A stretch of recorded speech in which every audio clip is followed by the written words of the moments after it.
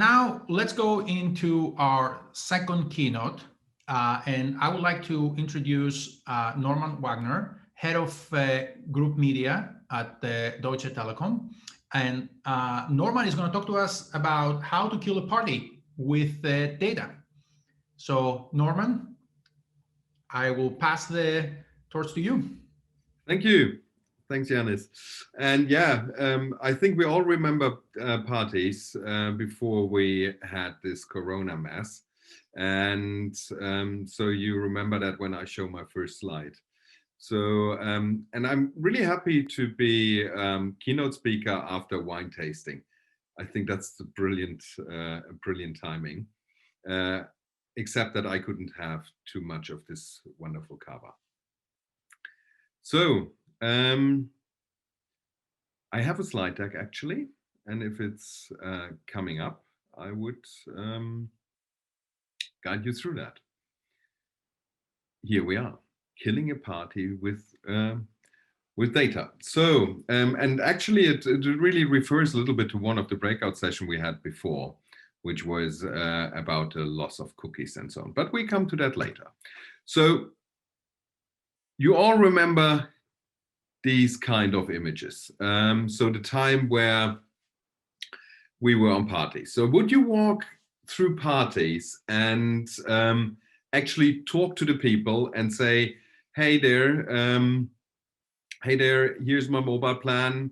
Would that be interesting for you? Probably you all won't, because that wouldn't be very successful. But as we are data people, we know better. So we would aim for relevance. So probably we would run around that party and look for people with mobile phones in their hands, because actually they use our product. So the chance is much higher that, that they are interested for our product. And that's exactly what we do in digital the whole time. So we are running around and telling, let's say 200 people, would you be interested in my mobile plan? And there would be one of these 200 saying, yeah, show me. And probably they will go away immediately. And if we do with it's 1 or 100, because that's what our click-through rates are, yeah? 0.5% if you're quite good, 1% if you are in a sector which is really good. These are the CTR industry standards from GDN currently. So it's pretty nasty. It's like walking around and telling people something they don't want to hear. But as we said, we are data people, so we even know better. Which means we're now going and saying, it's not the mobile phone in the hand, it must be something different.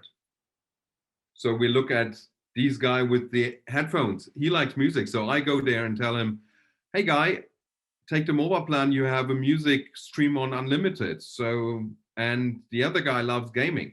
So we do targeting based on people and run around the party and look for people with earphones and see if that works better. But what's actually happening is we are on our way to getting banned for doing so, for running around parties and telling people things they don't want to hear. And you see that what is happening in the industry right now. So we should be on the next slide. Yep. We are seeing the regulators coming up, Parliament looking on behavioral ads. We have dying of cookies. We have, all the things which we're talking around currently about. Yeah, that's just because we are running around the party and telling people things they don't want to hear. It's nasty, and we are doing that better all the time. But what Albert Einstein said. Insanity, doing the same thing over and over again and expecting different results. And yeah, that's exactly what we are doing. And the reason for that is because we are in an insanity filter bubble. From my point of view, I think, the media wheelies, MarTech series, AdTech magazines, and so on, tell us all the time personalization at creatives make or break campaign. That's what we all need to do. But actually, we're still running around and telling 100 people something they don't care about. And so we have to talk to 500 people until we find someone who cares about us. So the big question is, with all the upcoming restrictions, cookie dying, and government bans of behavioral targeting, of data-driven targeting, what can we do different? So what we did is we did some research. So if you need something new, you do research normally. That's what we did. And we did it quite extensively at Deutsche Telekom. So we started with qualitative interviews. So we had in-depth psychological interviews of 3 hours with over 30 people, saying what is the situation you are in when you are using media. So actually we're asking which is your feeling at the party. And then we had a second phase where we're quantitative study with over 5,000 representative people. And we're asking them in the situation 1 hour after they used media, what situation they were in. So what was the outcome? So actually you have 4 different mind states when you are using media.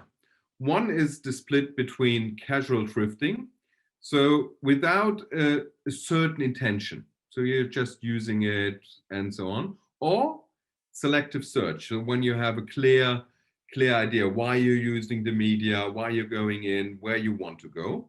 And the other stretch is between connecting to the everyday world or retreat to another world. That's the second thing.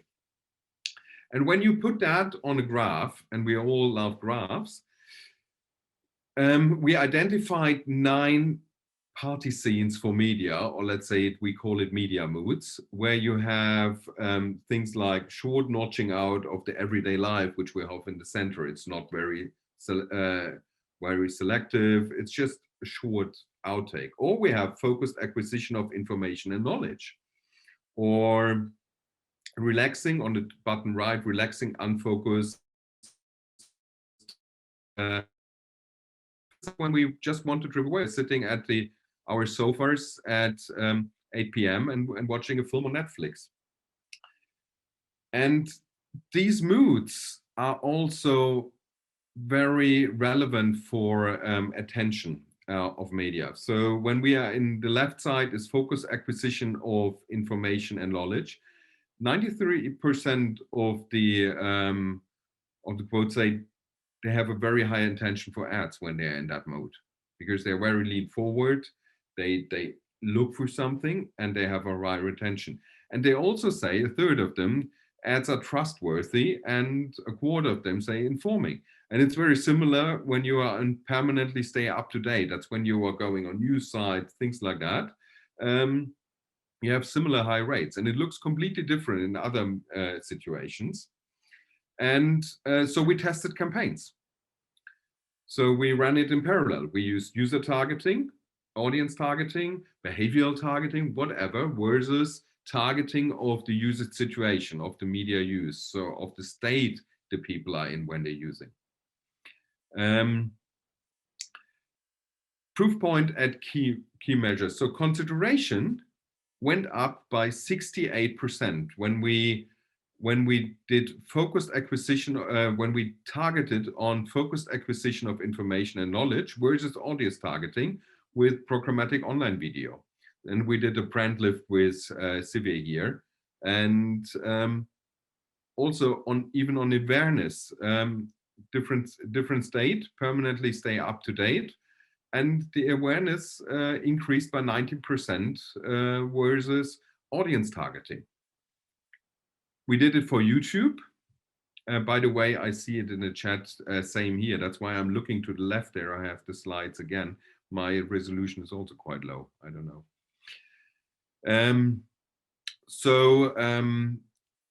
We did it on YouTube. Oh, no, I'm not. stay on chat. So brand awareness, we did a brand lift study on YouTube versus behavior targeting, and the cost for per lifted users went down by 57%. The only thing which were negative was the view-through rate, which went down. Probably we were less in music videos, which are pretty good on not being skipped. But that's just one of the answers. So how can we target without user data? We looked at things like ad recognition, and now I have to talk you through when you can't read it properly. Oops, oh, there are different, just bringing the four slides. So we say content situation. So content is something which is essential when you're on travel sites or cooking or online shopping. That's something which we found out in the mood transitional to the end of the day. So what people do before they go to sleep. This is quite a really good mood where you can place your ad. That's something which we found quite surprising. And what do people do about that? And they listen to music, they're on Facebook, but also email communication has a very high index of 150. And so you find an environment where you, when you add time to it, where you really can target people in a usage situation. And just an example here, when we go to the top left, transitional A to the end of the day, that's what we just showed. It's the next slide. We see top is music streaming, 250 as an index. We have Facebook, YouTube, Messenger apps, and mail apps. So maybe you see it on your own behavior. That's the ones which we would target when you add it with time, when we want that media mood, or you permanently stay up to date. Then you have index 440 on news app. Not a big surprise, but we wouldn't target it in the past. Online news, general interest, messenger apps, and so on. So you see content and channel is quite important here, and but it's much more. And this is the next slide. I don't know why it's not transferring on the others. So what we are currently looking at is the ad count on the pages, the time of the day, what weekday. For example, short notching out of the daily life actually is very strong on Tuesdays. So on Mondays, the people don't go out of their daily life, but on Tuesday already they start with it, and it's getting better on the weekends. And special events, contact, semantic on the site, which device, how long they stay on the site. So time on site, dwell time, user flow, how many sites they visit, location, the reach, text image ratio, things like that. So all this kind of targeting, which are not using user data, help us to identify the right party, the right situation where we talk to the users. So finally, let's say, don't kill the party, be the party, and respect the party people. Thank you.